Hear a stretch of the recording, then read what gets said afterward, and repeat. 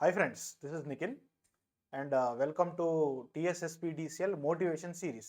Web సిరీస్లు వస్తున్నాయి ఈ మధ్యకాలంలో, అట్లా ఇది ఒక మోటివేషన్ సిరీస్ అనుకోండి. అందులో భాగంగా this is the first part. So motivation, అసలు మోటివేషన్ ఎందుకు, ఒక ఇప్పుడు మనం మోటివేషన్ గురించి ఎందుకు డిస్కస్ చేయాల్సి వస్తుంది? ఎందుకనంటే చూడండి, మన లైఫ్లో ఎన్నో పనులు చేస్తుంటాం. ఓ పని చేస్తుంటాము, మధ్యలో ఏదో మీ ఫ్రెండ్ ఎవరో వచ్చి ఏదో బర్త్డే పార్టీకి పిలుస్తారు, లేదంటే ఏదో పెళ్ళికి పోవాలి, మీ ఇంట్లో ఫోన్ చేస్తారు, మమ్మీ డాడీ రమ్మంటారు, ఆడికి పో ఇడికి పో, లేదా ఫోన్ కాల్ వస్తుంది అటెండ్ చేస్తారు. మనం ఏం చేస్తాము, మనం ఒక వర్క్ చేస్తుంటే మధ్యలో ఒక ఇంటరప్షన్ వస్తుంది, ఎనీ ఇంటరప్షన్ వస్తుంది. Yes, you will attend to that interruption. ఎందుకు ఇంటరప్షన్కి ఎందుకు నువ్వు అటెండ్ అవుతావు? అరే మళ్ళీ వచ్చి కూడా ఈ వర్క్ మనం కంటిన్యూ చేసుకోవచ్చు లేరు, అవి ఏమవుతుంది అని, అంతేనా కదా? ఎస్. కాకపోతే ఇప్పుడున్నటువంటి సిచ్యువేషన్ ఏంటిది? ఇప్పుడు ఒక ఎగ్జామ్కి ప్రిపేర్ అవుతున్నాం, ఓ పోటీ పరీక్షకి, టీఎస్ఎస్పీడీసీఎల్ ఎగ్జామ్కి. ఇప్పుడు మనకి ఇంటరప్షన్స్ వచ్చినాయనంటే, ఒక దానికోసం కొంత గంట ఒక రోజు మనకి పోయినాయనంటే, మళ్ళీ 3 తెచ్చుకోగలుగుతావా? ఇప్పుడు ఎగ్జామ్కి 40 రోజులు ఉంటుంది, 60 రోజులు ఉంటుంది, నువ్వు తెచ్చుకోగలుగుతావా ఒక రోజు? తెచ్చుకోలేము. ఇంకొకటి, ఒక మనిషికి మ్యాక్సిమం రిటెన్షన్ టైం ఒక పని మీద కూర్చున్నామంటే 45 మినిట్స్ మ్యాక్సిమం. అంతకంటే ఎక్కువసేపు మనం ఒక దాని మీద కాన్సన్ట్రేట్ చేయలేము. అది ఎవరికైనా కానీ ప్రాక్టికల్ ఎక్స్పీరియన్స్. కానీ సక్సెస్ సాధించాలంటే ఆ లిమిట్ని బ్రేక్ చేయాలి. సో దానికి మోటివేషన్ కావాలి. సో బేసిక్గా motivation is a driving force. చివరి వరకు కూడా defying all loss of nature. మనము ఒక పని మీద స్టిక్అప్ అయ్యి దాన్ని సక్సెస్ చేయడానికి కావాల్సిందే మోటివేషన్. సో ఇవాళ ఇప్పుడు మనకి నోటిఫికేషన్ పడ్డది టీఎస్ఎస్పీడీసీఎల్.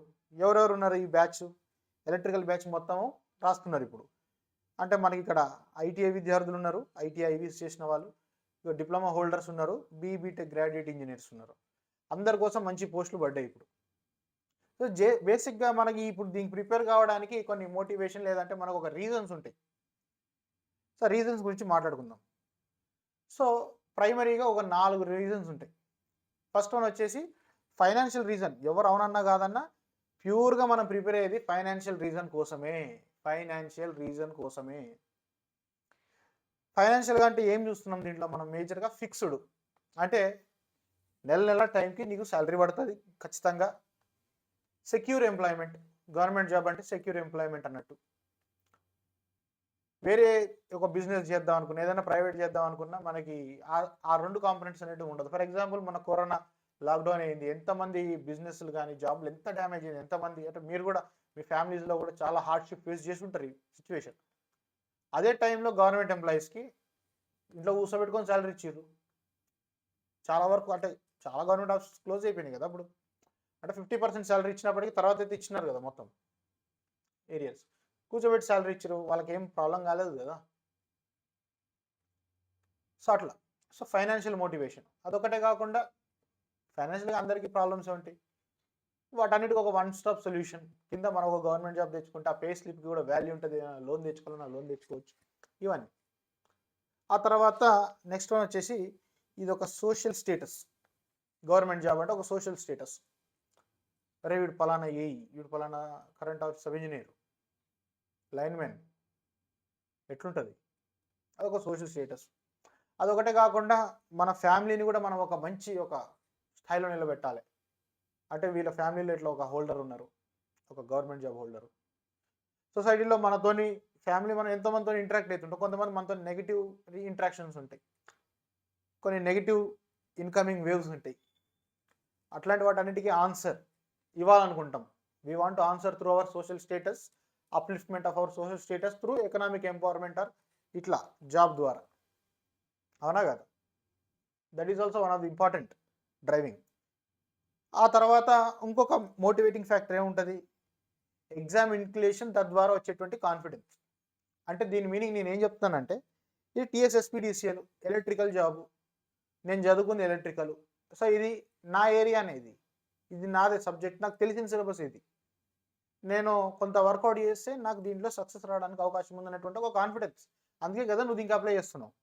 అదే ఫర్ ఎగ్జాంపుల్ ఇప్పుడు మనకి ఇది ఎట్లుంటుంది, ఎగ్జామ్ ప్యాటర్న్ కూడా మనకు తెలిసిందే కదా.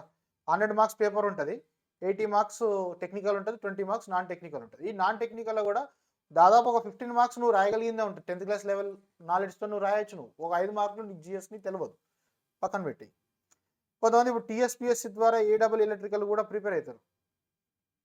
దాని ప్యాటర్న్ ఎట్లుంటుంది చూడండి. 150 క్వశ్చన్స్ టెక్నికల్ ఉంటుంది, 2 మార్క్స్ ఈచ్ ఉంటుంది, 300 మార్క్స్ ఫైనల్ మార్క్స్ ఉంటుంది. తర్వాత ఇంకొక పేపర్ ఉంటుంది, జిఎస్ పేపర్ ఉంటుంది. ఈ జిఎస్ పేపర్ 150 క్వశ్చన్లు ఉంటాయి, ఒక మార్కు పర్ క్వశ్చన్ 150 మార్క్స్, రెండు కలిపితే 450 మార్క్స్ రిటర్న్ టెస్ట్ అవుతుంది. మళ్ళీ 50 మార్క్స్ వచ్చేసి ఇంటర్వ్యూ వస్తుంది, 500 మార్కులకి నీకు సెలక్షన్ లిస్ట్ తీస్తారు. ఇక్కడ ఇది మనం మేనేజ్ చేసుకుంటాం, ఇది మనదే కాబట్టి. ఇక్కడ వచ్చింది పెద్ద గొల్లెం మనకి ప్రాబ్లం. ఆ తర్వాత ఇంటర్వ్యూ. మన దగ్గర ఇండియాలో చాలామంది యూత్కి ఈ కమ్యూనికేషన్ అనేది చాలా పెద్ద ప్రాబ్లం. ఇక్కడ చూసుకుంటే కనుక మీకు ఆ జిఎస్ బాధ లేదు, ఇంటర్వ్యూ లేదు, పైగా సిలబస్ మొత్తం మెజారిటీ వెయిటేజ్ మనదే, ఆటోమేటిక్గా ఇంక్లినేషన్ ఉంటుంది. అదే ఇప్పుడు 80,000 జాబ్స్లో భాగంగా ఇప్పుడు ఒక పోలీస్ జాబ్లు వచ్చినాయి, గ్రూప్ 1 జాబ్లు కూడా వచ్చినాయి కదా. ఇప్పుడు దాదాపు 15,000 మంది, గ్రూప్ 1లో ఒక 500 మంది.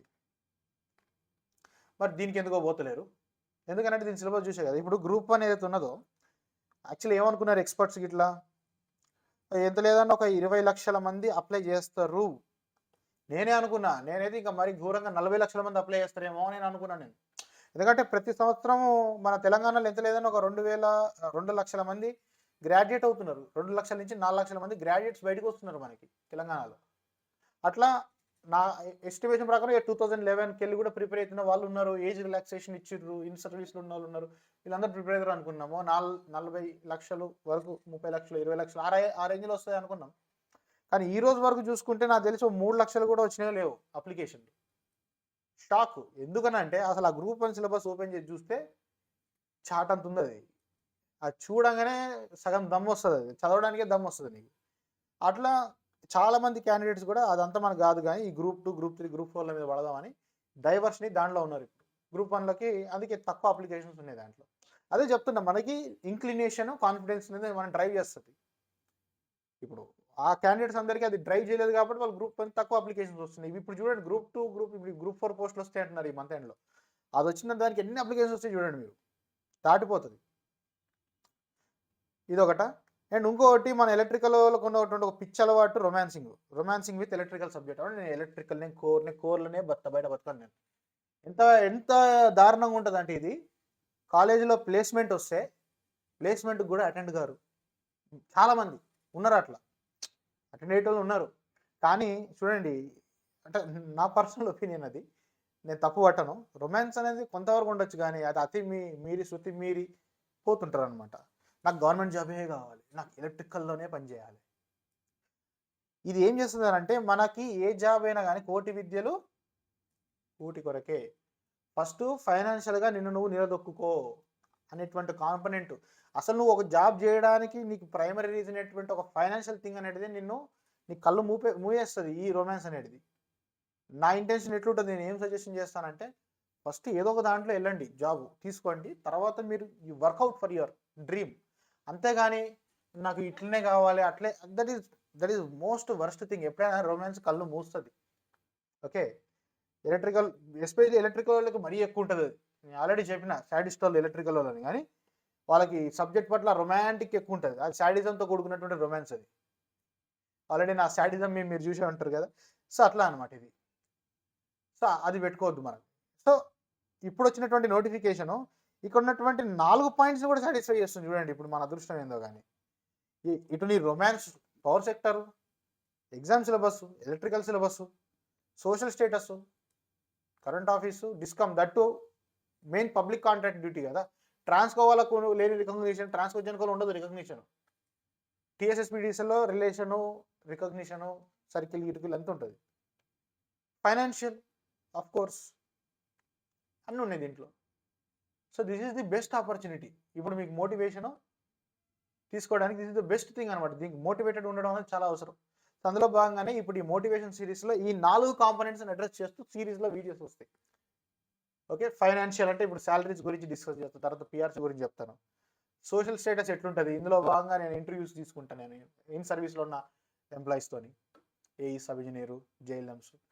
తర్వాత ఎగ్జామ్ సిలబస్ ఇంక్లినేషను, అది ఎట్లా నేను సబ్జెక్ట్ చెప్పేది అదే కాబట్టి సిలబస్ ఏంటిది ఎట్లా, రేపు సిలబస్ తెలుస్తుంది. ఇప్పుడు సిలబస్ ఏముంటుంది అనేది నాకు కూడా కొంత మారుస్తారేమో అన్నటువంటి ఇది ఉన్నది. జేఎల్ఎంలో ఎటువంటి మార్పు ఉండదు, సబ్ ఇంజనీర్ ఏలోనే కొంత డౌట్ ఉంది. ఎందుకంటే ఏకి ఇంతమందికి గేట్ సిలబస్ ఇచ్చారు, సబ్ ఇంజనీర్కి ఏమో ఈ సెట్ సిలబస్ ఇచ్చారు, కొంచెం లెందీగా ఉండే బాగా ఇవన్నీ కూడా. చూద్దాం రేపు ఏమొస్తుంది దాన్ని బట్టి చూద్దాం, ఎగ్జామ్ డేట్ ఎప్పుడు ఉంటుంది, రేపు చాలా ఇన్ఫర్మేషన్ రేపు వస్తుంది మనకి, అప్పుడు నేను చూసుకుంటా. తర్వాత రొమాంటిక్ కాంపొనెంట్ని కూడా అడ్రస్ చేద్దాం, ఎందుకంటే రొమాన్స్ ఉంటేనే ఎప్పుడైనా కానీ రిలేషన్షిప్ అనేది స్ట్రాంగ్ ఉంటుంది అన్నట్టు. ఇది పైగా మన మన మన మన జాబ్ ఇది, ఐ మీన్ మన సెక్టార్ ఇది. ఇక దీంతో మనం రొమాన్స్ కూడా ప్రాపర్గా యూస్ చేసుకోవాలి మోటివేషన్లో భాగంగా. సో అది కూడా నేను టేక్ కేర్ చేస్తానండి మీకు, don't worry, right. So first మనం ఫైనాన్షియల్ కాంపోనెంట్ అనేది ఇవాళ వీడియోలో మనం డిస్కషన్ చేద్దాం, అంటే శాలరీస్ క్యాల్కులేషన్ అవన్నీ చూద్దాం మనం. ఓకే, సో ఒకటి ఏంటంటే మన వెబ్సైట్ని ఒకసారి మీరు విజిట్ చేయండి, www.rlcedu.com. సో మీరు వెబ్సైట్ విజిట్ చేస్తే కనుక ఈ విధంగా మనకి వెబ్సైట్ కనిపిస్తుంది.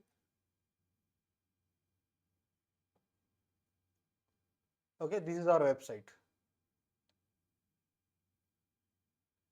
రైట్. అండ్ ఆల్సో కింద నా టెలిగ్రామ్ ఛానల్ కూడా ఉన్నది కదా, అది కూడా జాయిన్ అవ్వడం మర్చిపోకండి.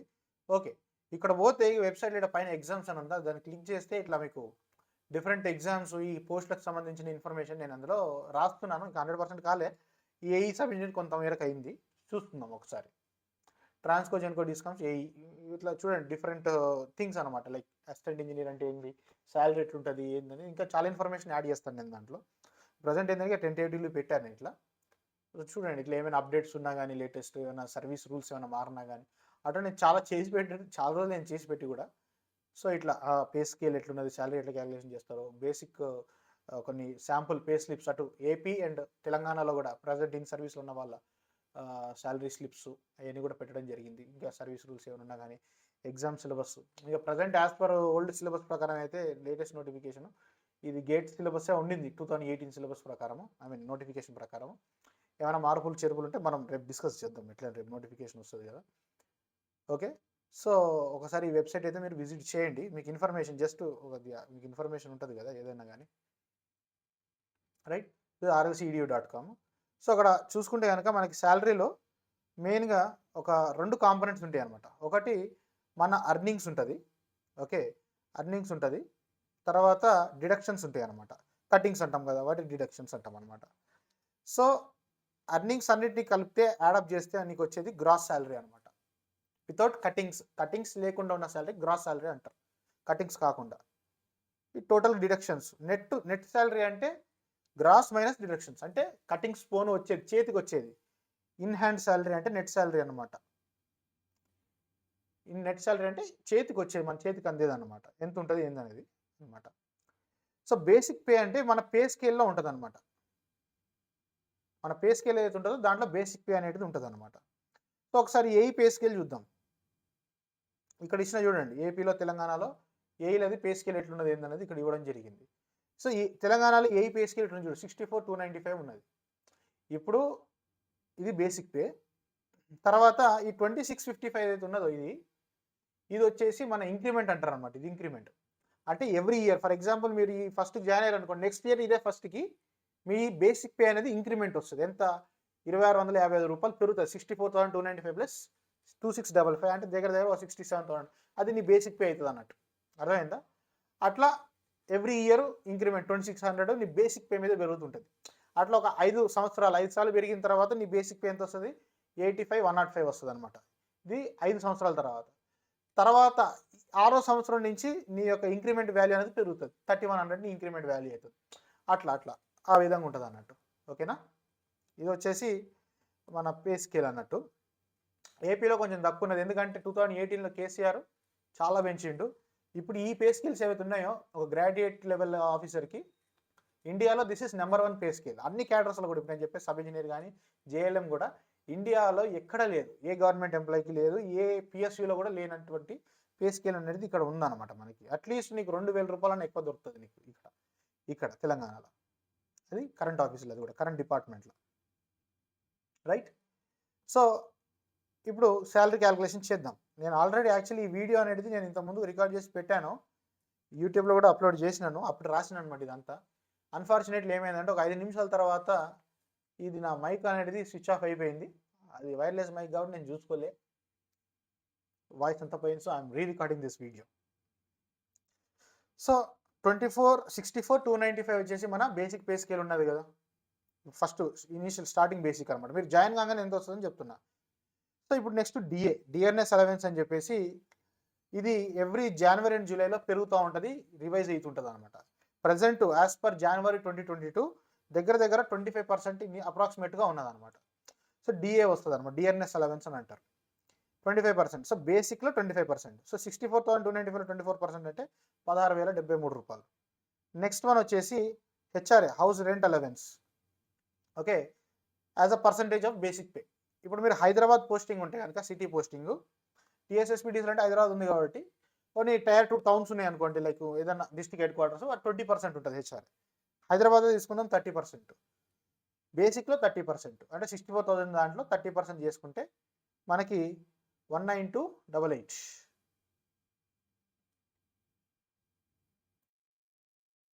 సో హెచ్ఆర్ఏలో 30% తీసుకుంటే 19,288 రూపాయలు ఇంత హెచ్ఆర్ఏ వస్తుంది. అయితే ఇప్పుడు కొంతమంది సీనియర్స్కి సపోజ్ మీకు ఇట్లా శాలరీ పెరుగుతూ ఇంక్రిమెంట్ మీద ఇంక్రిమెంట్ వచ్చి ₹1,00,000 ఏంది అనుకుందాం, ఏంది బేసిక్ పే. ₹1,00,000 బేసిక్ పే ఏంటంటే ఇప్పుడు దాంట్లో 30% హెచ్ఆర్ఏ తీస్తే 30,000 వస్తుంది కదా. మరి అట్లా ఎట్లా పడితే అట్లా ఇచ్చుకోవడానికి ఉండదు. మ్యాక్సిమం లిమిట్ 20,000 ఉంటుంది అనమాట. హెచ్ఆర్ ఎంత క్యాల్కులేషన్ చేసినా కూడా 20,000 దగ్గర లిమిట్ చేస్తారు. ఇక్కడ 19,000 వచ్చింది కదా, రేపు మళ్ళీ మీ బేసిక్ పెరిగింది అనుకోండి 20,000 దాటుతుంది హెచ్ఆర్ఏనే, కానీ 20 దగ్గర లిమిట్ చేస్తారు ఎంత పెద్ద క్యాడర్ అయినా కానీ. ఆ తర్వాత ఆ మెడికల్ అని, కన్వెన్స్ అలవెన్స్ అని, సిటీలో వర్క్ చేస్తే సిటీ కాంపెన్సేటరీ అలవెన్స్ అని ఒకటి ఉంటుంది. రూరల్, సిటీ కాకుండా రూరల్లో పనిచేస్తే ఉండదు. దగ్గర దగ్గర 3,500 దాకా అదొకటి ఎక్స్ట్రా ఉంటాయి అన్నమాట మనకి పేమెంట్స్. సో గ్రాస్ మొత్తం క్యాలిక్యులేట్ చేస్తే 1,03,156 రూపాయలు దగ్గర దగ్గర వస్తుంది అప్రాక్సిమేట్గా.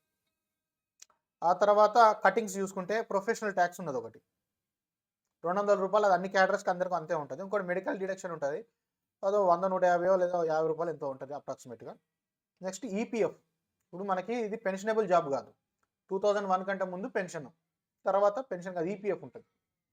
సో ఈపీఎఫ్ అంటే ఏంటంటే జస్ట్ ఒక ఈపీఎఫ్ అకౌంట్ క్రియేట్ చేస్తారు మీకు ఈపీఎఫ్ఓ ఆర్గనైజేషన్లో. దాంట్లో ఏమవుతుంది అని అంటే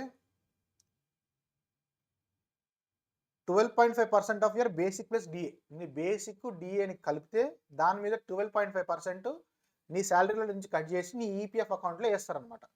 ఒకవేళ మీరు ఆల్రెడీ వేరే ప్రైవేట్ ఆర్గనైజేషన్లో వర్క్ చేసి మీకు ఆల్రెడీ ఈపీఎఫ్ అకౌంట్ ఉంటే మీరు ఇందులో జాయిన్ అయిన తర్వాత మీ అకౌంట్ దీన్ని యాడ్ చేసుకోవచ్చు, లేకపోతే కొత్త అకౌంట్ డిపార్ట్మెంట్ వల్ల క్రియేట్ చేసి ఇస్తారు.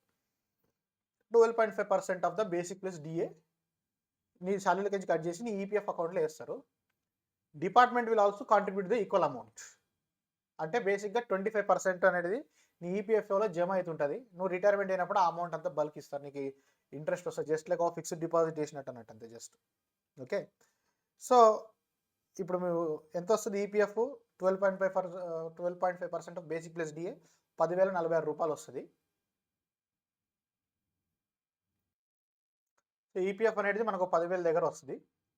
సో ఇంతే అమౌంట్ డిపార్ట్మెంట్ కూడా కలుపుతుంది, అంటే 20,000 రూపాయలు నీ ఈపీఎఫ్ అకౌంట్లో డిపార్ట్మెంట్ వేస్తుంది అన్నట్టు.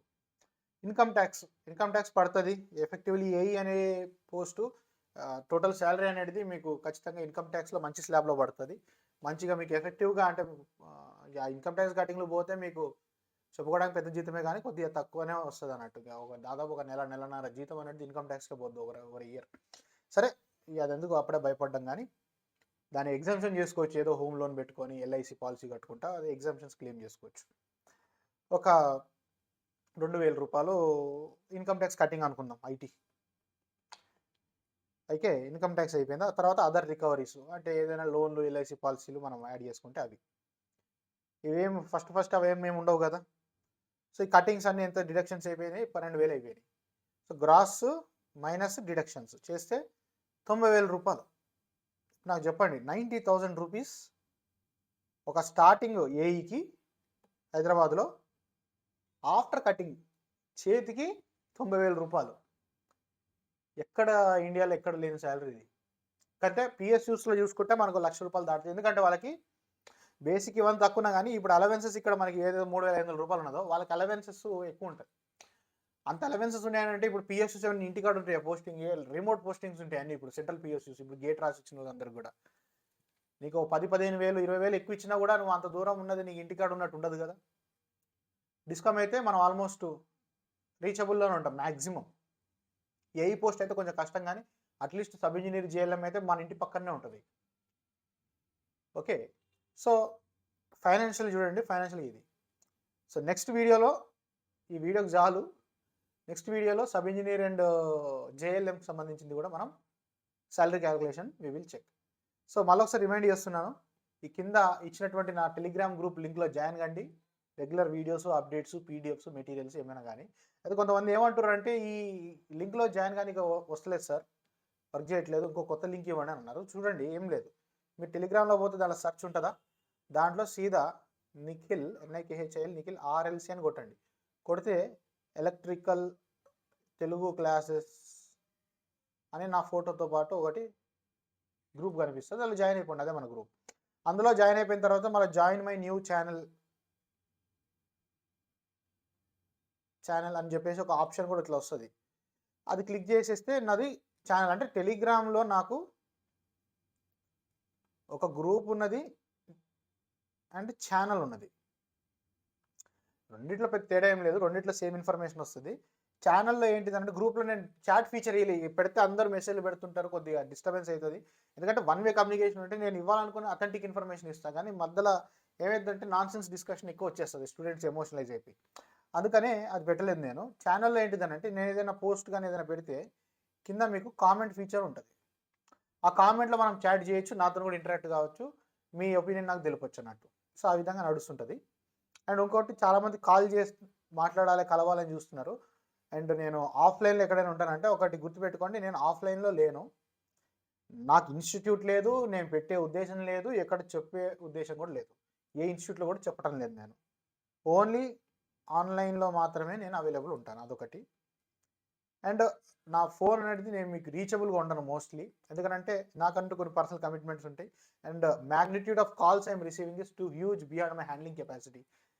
5 నిమిషాలకి 5 కాల్స్ వస్తున్నాయి నాకు, ఒక కాల్ మాట్లాడుతుంటే 2-3 మిస్డ్ కాల్స్ వస్తున్నాయి, వెయిటింగ్ వస్తున్నాయి. సో అట్లా అంతమంది స్టూడెంట్స్తో నేను హ్యాండిల్ చేయలేదు. I would like to meet and clarify your doubts. కానీ ఇక సమ్టైమ్స్ ఏమవుతుందంటే, when your personal life is also getting affected, I can't take that risk అన్నట్టు, అర్థమైందా?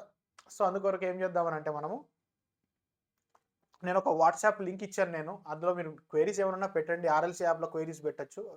As and soon possible I will be trying to address them. Okay, wait for the next video.